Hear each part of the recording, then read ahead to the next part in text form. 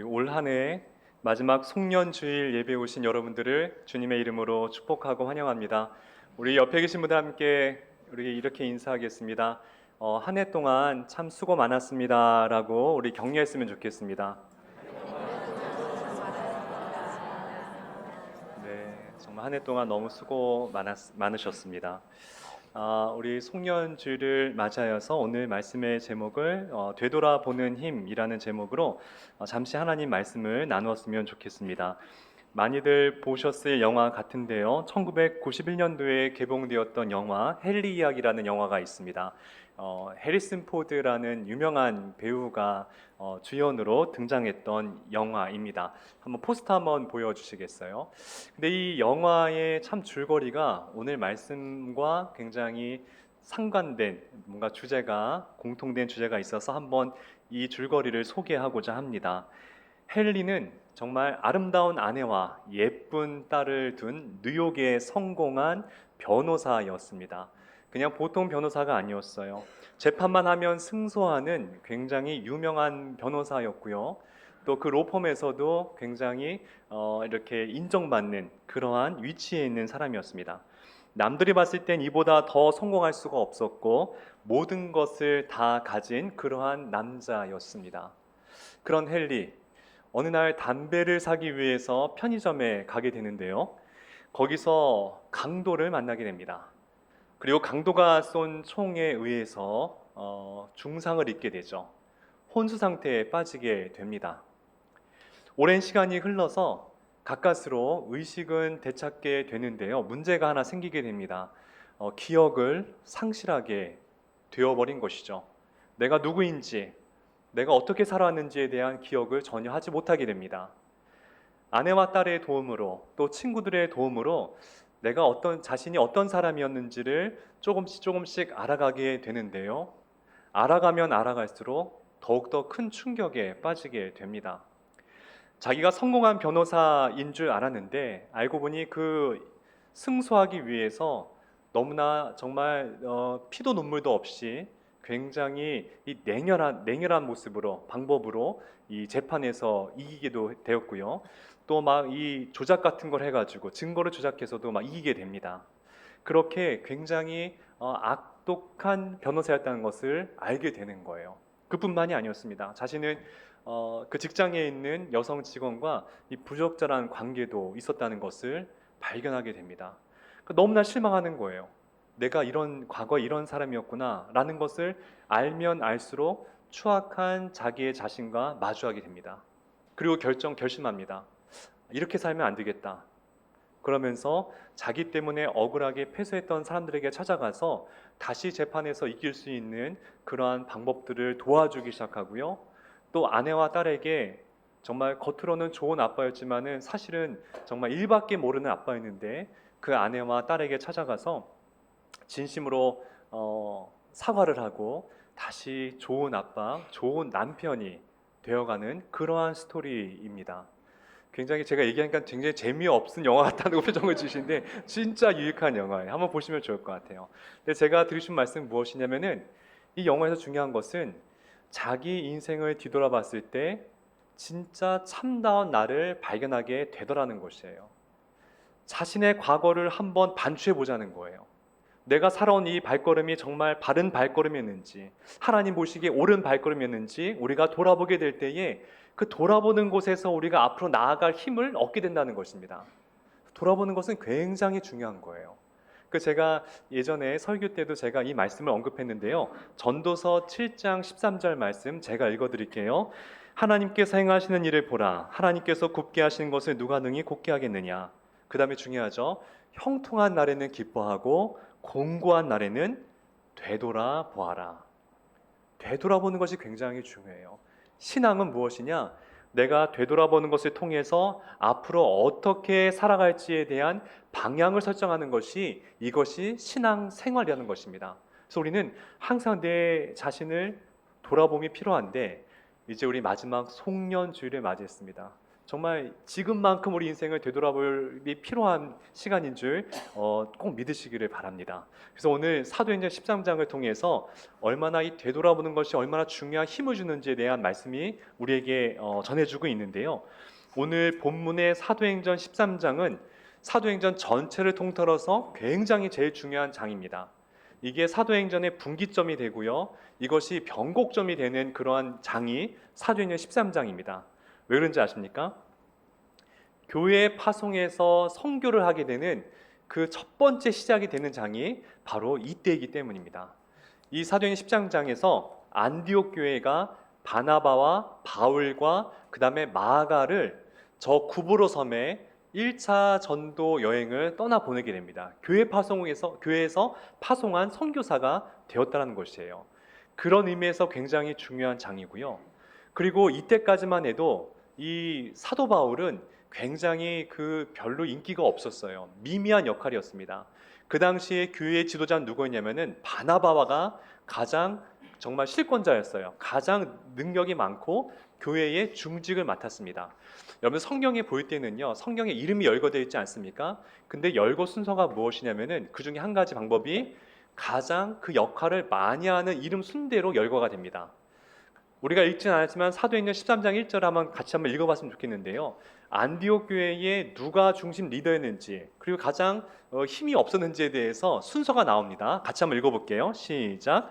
안디옥 교회에 선지자들과 교회수들이 있으니 곧 바나바와 니게르라 하는 시몬과 구레네 사람 루기오와 분봉왕 헤롯의 젖동생 마나인가 및 사울이라. 이젠 사울은 바울의 옛 이름인 것이죠. 여기에 5사람이 언급됩니다. 바나바, 원래 이름은 요셉입니다. 바나바는 위로자라는 이 별명을 사도들이 너무 위로를 잘해주는 사람이어서 바나바라고 별명을 지어준 것이었어요.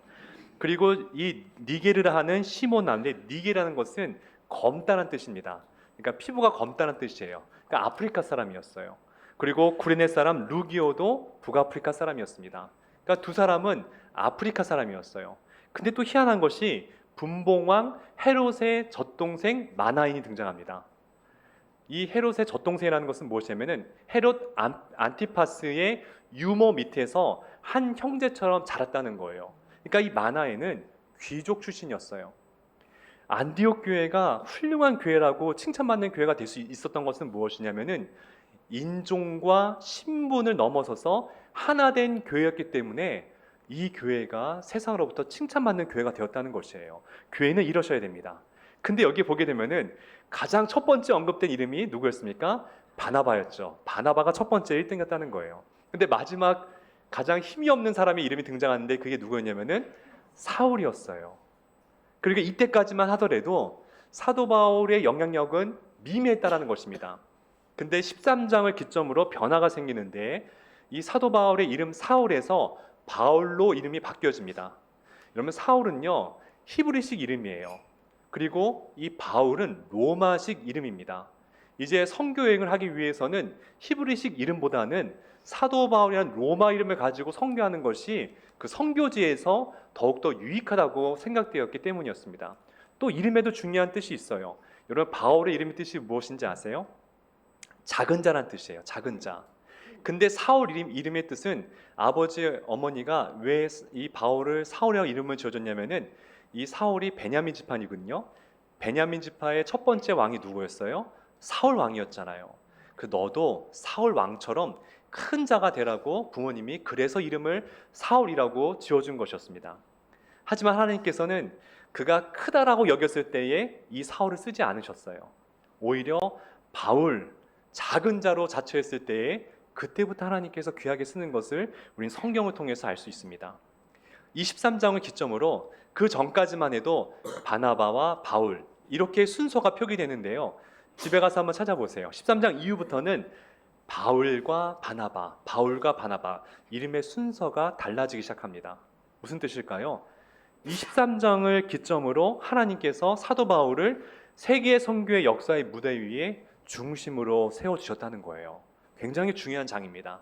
자, 그래서 그러한 관점으로 바나바와 바울 그리고 마가가 이제 구브로라는 섬으로 1차 전도 여행을, 역사적인 이 전도 여행을 떠나게 됩니다. 지도를 한번 볼게요. 이제 이 오른쪽에 있는 수리아 안디옥, 이제 그 교회에서 파송해서 배를 타고 중간 밑에 있는 이 구브로라는 섬에 도착하게 되는데요. 그 중에서도 이 파포스라는 항구, 이제 우리말 성경에는 바보 항구라고 되어 있거든요. 이 바보 항구에 도착하게 됩니다. 근데 이 구브로가 굉장히 역사적으로 중요한 의미를 차지하고 있어요. 첫 번째는 무엇이냐면은 바나바의 고향이 바로 구브로였습니다. 그래서 이 바나바는 나중에 평생 죽을 때까지 여기서 선교하며 전도하며 섬깁니다. 그래서 지금의 이 구브로는 사이프러스 영이거든요. 이 나라에 가면은 여기에 바나바의 무덤이 있어요. 그러니까 바나바가 굉장히 정말 평생을 자신의 고향을 위해서 전도하며 섬겼다는 것을 알 수가 있습니다. 또 두 번째, 아주 저도 공부하면서 발견한 건데요. 여기에서 누가 목회를 또 한지 아십니까? 나사로가 여기서 목회를 했더라고요. 나사로가 어디 있었습니까? 베다니에 있었잖아요. 이스라엘에 있었잖아요. 근데 이스라엘에서 그가 죽었을 때에 마리아 마르다의 오라버니였죠. 그때 예수님이 오셔서 나사로를 살려주십니다. 그 예수님이 승천하시면서 전승에 의하면 이제 너희는 온 땅에 유대의 땅끝까지 가서 복음을 전하라, 그 말씀을 듣고 나사로가 어디에 가서 선교를 하느냐? 바로 이 구브로에 와서 선교를 했다고 해요. 그 나사로 기념교회가 이 구브로 안에 있습니다. 또 더 중요한 게 있어요. 또 제가 사진을 가져왔는데 이 사도 바울의 채찍 기념교회가 있습니다. 채찍, 우리 막 때리고 맞는 채찍 기념교회가 있는데 왜 이름이 채찍교회일까 궁금했는데요. 사도 바울이 고린도후서 11장에 보게 되면은 자기가 복음을 증거하다가 40대에서 한 대 감한 39대의 매를 총 선교 기간 동안 5번을 맞게 됩니다. 그게 이 고린도후서 11장에 나와 있거든요. 근데 그 중에 한 번을 어디에서 맞았느냐? 구브로에서 복음을 증거하다가 유대인들에게 39대의 매를 맞게 돼요. 근데 왜 여러분들 40대에 한 대가 만 39대를 때린지 아십니까? 이게 신명기 율법에 나와 있어요. 사람이 죄를 지어서 때릴 때에 40대를 때리게 되면은 거의 죽게 되기 때문에 죽지 않을 정도로 그게 39대라는 거예요. 그래서 그거를 사도 바울이 총 5번의 매를 맞습니다. 그 중에 한 번이 어디였냐? 바로 이 구브로에서 복음을 전할 때 맞았다고 해요. 그래서 사진에 보시게 되면 오른편에 있는 저 돌 기둥이 있거든요. 이제 전승입니다. 저 돌에 매달려서 저기에 묶여서 매를 맞았다고 합니다. 자, 어찌되었든 그런 사전 지식이 우리 있으면은 좀 우리가 풍성하게 이 설교를 들을 수가 있거든요. 근데 중요한 것은 그 바보란 이 항구에 도착했을 때에 거기에 로마의 총독이 다스리고 있었습니다. 그 사람의 이름도 서기오 바울이었어요. 이름이 똑같았습니다. 근데 이 서기오 바울은 로마 사람이었지만 복음에 대한 뭔가 갈급함이 있었습니다. 그래서 이 바울과 바나바의 복음을 들으려고 딱 시작하자 영적인 방해 세력이 등장하는데 그게 누구냐면은 마술사 바예수라는 사람이 등장하게 됩니다. 이 바예수는 어떤 사람이냐? 서기오 바울 옆에서 이렇게 막 주술하면서 마술하면서 한마디로 점치는 사람이었어요. 총독님, 오늘은 어디 가지 마십시오. 총독님, 이번에 이 국정을 이렇게 운영해야 됩니다.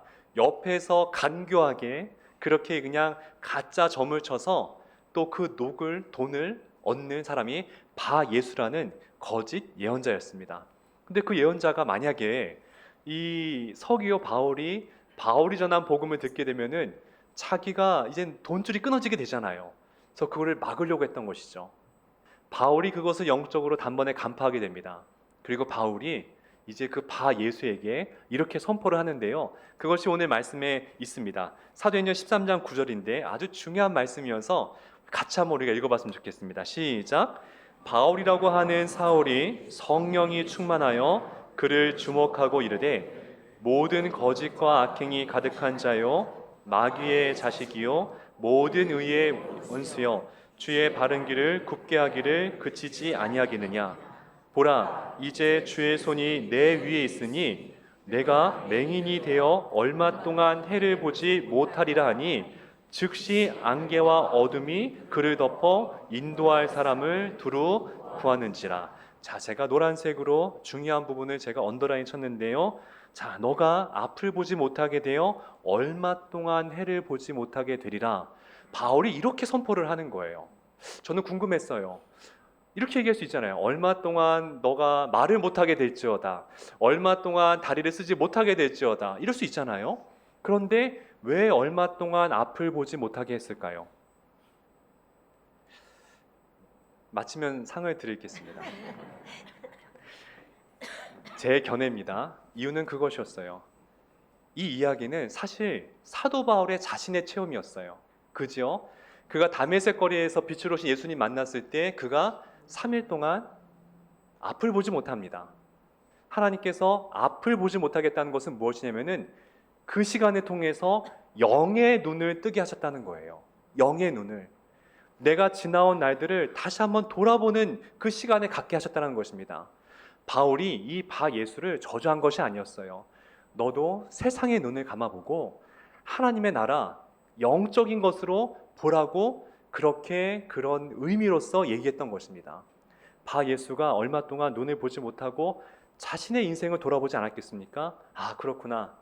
내가 다른 인생을 살았구나. 잘못된 인생을 살았구나. 그렇게 반추하며 돌아보는 시간을 갖게 되었다라는 것입니다. 그 전생에 의하면요, 서기오 바울과 바 예수가 복음을 듣고 그 다음부터 하나님을 섬기는 사람이 되었다고 얘기하고 있어요.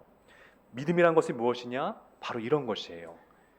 영안이 열려서 영적인 눈을 가지고 우리가 살아가는 것, 이것이 신앙생활이라는 것이에요.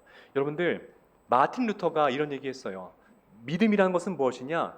믿음이란 것은 보이는 것을 보지 않고 보이지 않는 것을 보는 것이 믿음의 정수이다. 이렇게 얘기했어요. 너무 중요한 거예요. 보이는 것을 보이지 않는 훈련을 하고 보이지 않는 것을 보려고 하는 그 훈련이 그게 진짜 믿음의 정수라는 것이에요. 어쩌면 우리는 진짜 중요한 게 뭔지 아십니까? 보이지 않는 것들이 더 중요할 수 있어요. 저희가 왜 신앙생활이 약해진지 아십니까? 왜 우리가 자꾸 믿음이 약해지고 자꾸 우리가 하나님의 일에 자꾸 우리가 이렇게 꺼려하려고 하는지 아십니까? 자꾸 눈에 보이는 것 때문이에요. 눈에 보일 때 이것이 나에게 불이익 되는 것 같고 이것이 나한테 해가 되는 것 같고 이게 더 좋아 보이기 때문에 정말 보이지 않는 하나님의 나라 세계를 우리가 점점 더 이렇게 멀리하게 된다는 것이에요. 사도 바울이요, 그런 의미에서 진짜 중요한 말씀을 했습니다. 고린도후서 4장 18절인데요. 같이 한번 읽어볼까요? 시작. 우리가 돌아보는 것은 보이는 것이 아니요 보이지 않는 것이니 보이는 것은 잠깐이요 보이지 않는 것은 영원합니다. 여러분들, 우리는 착각 속에서 벗어나야 돼요. 보이는 것은요 잠깐이라는 것이에요. 이 땅의 인생이 100수를 하든 120세를 하든 그조차 하나님 보시기에는 잠깐이라는 것이에요. 하나의 인생의 점과 같은, 하나님 보시기에는 단순히 점과 같은 사건일 수 있다는 것입니다. 근데 중요한 것은 무엇이냐면 보이지 않는 것은 하나님의 나라는, 하나님의 세계는 영원하다는 것이에요. 이것을 보기 위해서 우리의 영안이 열려야 된다는 것이에요. 제가 처음에 왔을 때 삼손에 대한 말씀을 드린 거 기억하시나요? 물론 기억 못 하시겠죠. 이 삼손에 대한 이야기할 때 하나님께서 다른 방법도 있었는데 삼손의 눈을 가리게 하세요. 세상의 눈을 가리게 하세요. 왜 그랬을까요? 영적인 눈을 뜨게 하기 위함이었어요. 삼손이 자신의 세상의 눈을 감게 되자 드디어 자신의 과거를 돌아보기 시작했다는 것이에요. 아, 하나님이 나에게 이런 귀한 힘을 주셨는데, 당나귀 펴로 이 정말 블레셋 군대를 1000명을 죽일 수 있는 어마어마한 힘을 주셨는데 내가 그 힘을 가지고 내 욕망을 위해서 살아왔구나. 이걸 돌아보게 됐다는 것이에요. 어떻게 해요? 영안이 열리게 되자 드디어 그 세계가 보이기 시작했다는 것이에요. 나중에 삼손이 이 두 기둥 속에서 정말 그의 목숨도 마지막이 되지 않습니까? 왜 그럴 용기가 생겼을까요? 이 땅이 마지막이 아닌 것을 이제 깨달은 거예요. 영원한 하나님의 나라가 있기 때문에 그의 죽음도 하나님 앞에 아깝지가 않았던 것이죠. 이 시간에 우리 영안이 열려서 하나님의 나라를 보시기를 좋으신 예수님의 이름으로 축복하고 축원합니다. 자꾸 우리 영이 트이셔야 돼요. 자꾸 세상에 보이는 것 때문에 아파하고 힘들어하고 낙담하는 거, 물론 그럴 수 있죠. 저도 그래요. 저도 보이는 것 때문에 맨날 그냥 낙담되고 나는 이거밖에 안 되나? 나는 왜 정말 왜 이렇게 훌륭한 목사님처럼 그렇게 못하나? 맨날 그러거든요. 근데 하나님이 그러세요. 눈을 감고 그런 거 생각하지 말라는 거예요. 보이는 것에 일희일비하지 말라는 거예요. 하나님의 나라는 그것에 있지 않다는 것이에요. 진짜 하나님의 승패는 어디에 있느냐? 우리가 주님 품에 갔을 때에 그때 우리 인생의 판가름은 거기서 갈라진다는 거예요. 그래서 우리가 꼭 이 시간에 영적인 눈이 날마다 열렸으면 좋겠어요. 영성 신학자 중에 앤소니 드멜로라는 신부님이 계세요. 참 좋은 글들을 많이 썼는데요. 근데 그분의 교회에 앞을 잘 보지 못하는 성도님이 계셨대요. 그러니까 얼마나 마음이 좀 힘드시겠어요. 그때 그 성도님에게 이 신부님이 참 글을 썼는데요. 참 멋진 글이에요. 한번 들어보세요. 당신의 육체의 눈이 잃었다 해도 괴로워하지 마십시오. 그것은 누구나 가지고 있습니다. 오히려 기뻐하십시오. 당신의 육체의 눈 대신에 천사의 눈을 얻었기에 하나님을 볼 수도 있고 하나님의 빛을 볼 수도 있습니다. 이 신부님이 무슨 말씀하는 거예요? 그 보이는 세계가 다가 아니라는 거예요. 당신은 오히려 영적인 눈이 띄어가지고 하나님을 보고 계시지 않습니까? 그것에 더 감사하시고 기뻐하십시오. 그 이야기를 하라는 거예요. 우리가 그것을 깨닫지 않게 되면요, 우리는 가짜 신앙을 할 수도 있어요. 우린 정말 이걸 두려움으로 받으셔야 됩니다. 내가 지금 하는 신앙이 진짜인가 가짜인가? 날마다 되물으셔야 돼요. 굉장히 중요한 화두가 된다는 것이죠. 제가 이제 목사 안수를 처음 받았을 때 제가 사랑하는 이 정말 우리 분께서 재직 분께서 저에게 선물을 준 책이 있었는데 A.W. 토저 목사님의 진짜냐 가짜냐는 책을 주셨어요. 이 토저 목사님은 이 불의 사자라고 알려진 진짜 강력한 목사님이셨는데 이제 돌아가셨죠. 근데 그 책에 보게 되면은 내가 진짜 크리스천인가 가짜 크리스천인가를 알 수 있는 영적인 자가 점검표가 있었습니다. 제가 한번 몇 가지 소개할 텐데 여러분들도 한번 마음속으로 그걸 대답해 보시면 좋을 것 같아요. 첫 번째입니다. 내가 정말로 인생에 있어서 솔직하게 원하는 것이 무엇인가? 내가 진짜 원하는 게 무엇인가? 내가 평소에 가장 많이 생각하는 것은 무엇인가? 세 번째, 나는 내 돈을 어디에 가장 많이 쓰고 있는가?